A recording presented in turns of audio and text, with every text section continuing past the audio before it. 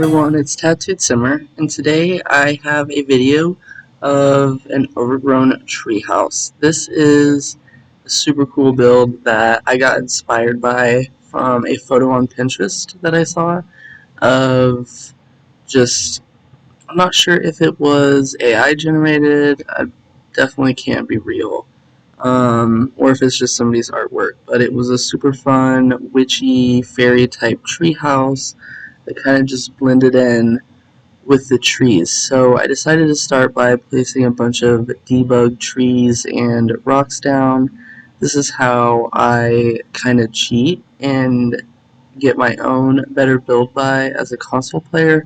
I just download rooms from the gallery that have like items that I like to use a lot, and then I just place those in my build and I pull from those and then just delete the foundations after I'm done, and then just kind of place the rocks around. The entire shell of this house is round, which was super frustrating and really hard to furnish, as you'll see eventually.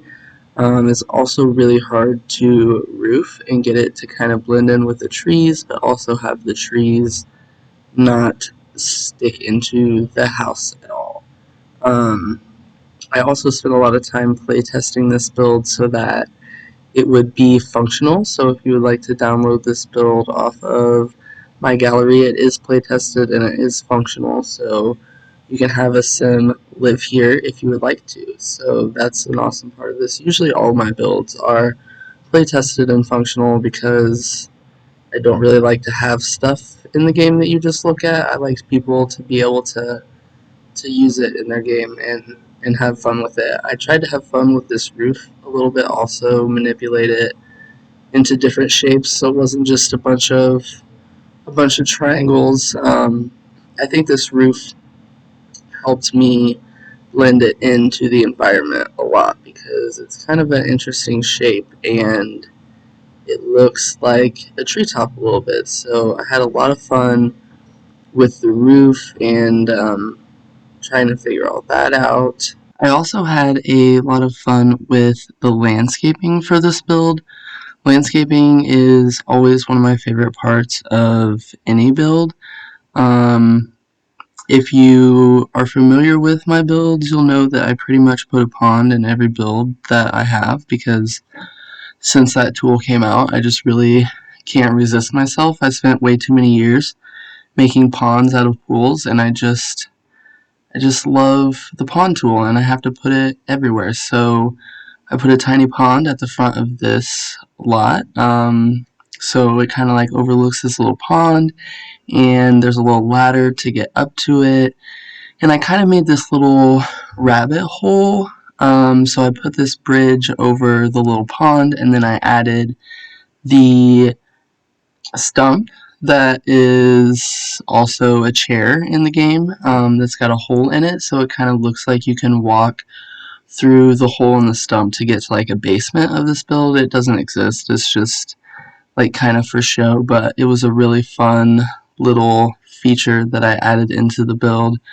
I also decided to put these trees from cottage living on the roof as sort of like plants growing on top of the roof, and I use those ones from cottage living because they have those lanterns on them, and I wanted to have a bunch of lights on the roof as well, so I added a bunch of little trees with flowers and these lantern trees, and I really like how that turned out. That's one of my favorite parts of the build is the roof. I also like to put rocks at the bottom of all of my ponds. I think it just makes it look more realistic instead of just the plain terrain paint that comes in the game. I never end up liking that because it's brown. It's like a weird brown, and I just feel like it doesn't match the rest of the terrain paint for the build. So I always use rocks and bushes of some sort, or change the watercolor just to make it look not so fake, look a little more natural, like an actual pond, you know. So then I used the jungle adventure vines to add the deck of this build a little bit, so it looked like it really was just sitting in a tree. Figuring out the stairs in this build and how to get up there and to get into all of these round rooms was really probably the biggest challenge of this build. You can't actually get into the top levels of the build. They don't function. It's just the bottom 3 round layers that end up being used. It only is 1 bedroom, 2 bathrooms. It's got a little art studio and then living room, kitchen, obviously. But I was really sad that I couldn't end up making the top round pieces work, but I wanted it to still be functional, so I guess that's the price I paid for it to still be functional. Now I'm just working on the landscaping around the pond a little bit. One of my favorite things to do when I landscape is to use a bunch of different types of plants. I think it makes it look a little bit nicer, not so monotone or factory made like prefab houses. That's why I don't build a lot of those either, because I feel like they just look really cold. And I feel like when you add a lot of different plants, it gives it a lot of character to a build. It makes it a little bit more fun to look at. And then I don't know why I never realized that this fun witchy mailbox came with werewolves, but when I saw it, I was like, oh my gosh, that is the perfect mailbox for this build. It's absolutely amazing. And then I realized that the bird calling trees?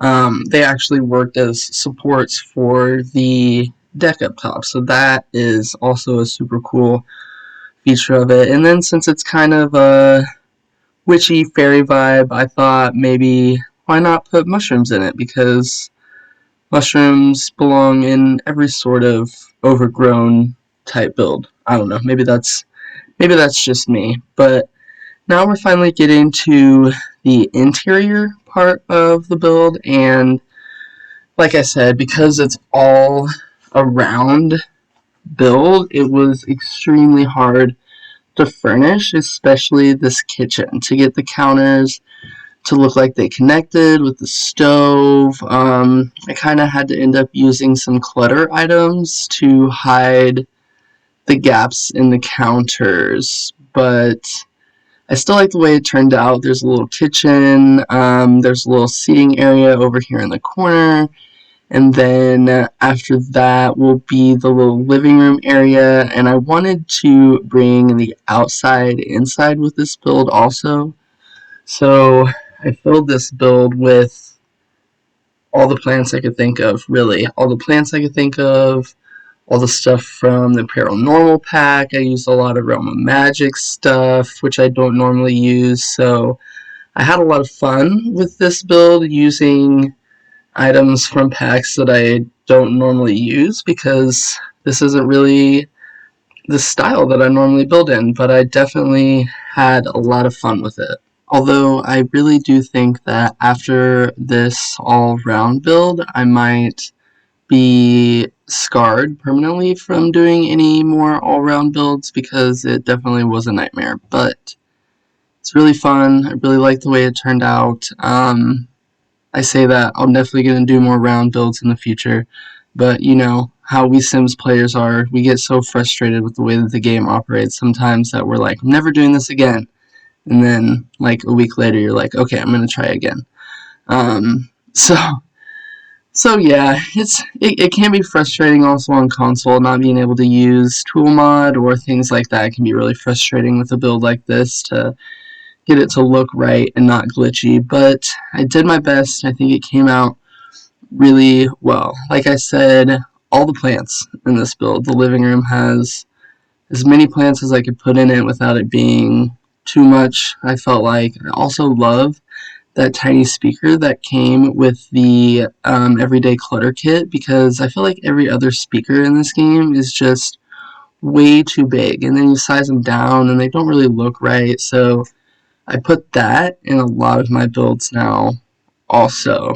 So like I said earlier, you can see I'm kind of trying to use some clutter items to hide the fact that there are gaps in the countertops. Not really a whole lot I could do, but you'll see a little bit of gaps in it, but I think it's all right. I don't really know how to fix that issue with the round walls. I guess, like I said, maybe just don't build with round walls because they can be really, really frustrating. But I don't know if you guys have also ever noticed those cookbooks go in literally every one of my builds. I put them on the top of the fridge in almost every single build, unless it's a limited pack build and I'm not allowed to use them because I think they're from Cool Kitchen Stuff maybe, so it's kind of an obscure pack to use, but I use it all the time just for that one item, just for the one item. I really like the bathrooms. They also, with these outdoor retreat bathrooms, look like it's still a log house. And then I've never used that new mirror from Werewolves, and I really like it in this build. I think it definitely fits the witchy vibe, and it's really nice. I've never really looked closely at it, but I like all the crystals on it, and the shape of it is pretty big, so it takes up a lot of space on the wall too, which is nice because I feel like sometimes I don't put enough things on the walls, probably because I don't have CC. Sometimes I use CC free gallery art, but a lot of the times I forget about it, so I just get stuck building with the same wall decorations and I get bored of them, so I feel like I just don't use them, but definitely going to keep using that mirror in these type of builds because it's so fun. And that clock too. I also don't use that clock very often. So it's like a lot of these old-timey items in the game that I never really use in my builds that I used this time, and I thought that was super fun. I also love to put those aprons in all of my builds. I think that's probably the kitchen worker in me that's like, we gotta have our aprons and we gotta have our cookbooks. Every build needs to have them. So every one of my builds always has those two items because it's just in my brain. You have to have those two items in all of your houses. So this, I just copy and pasted the bathroom.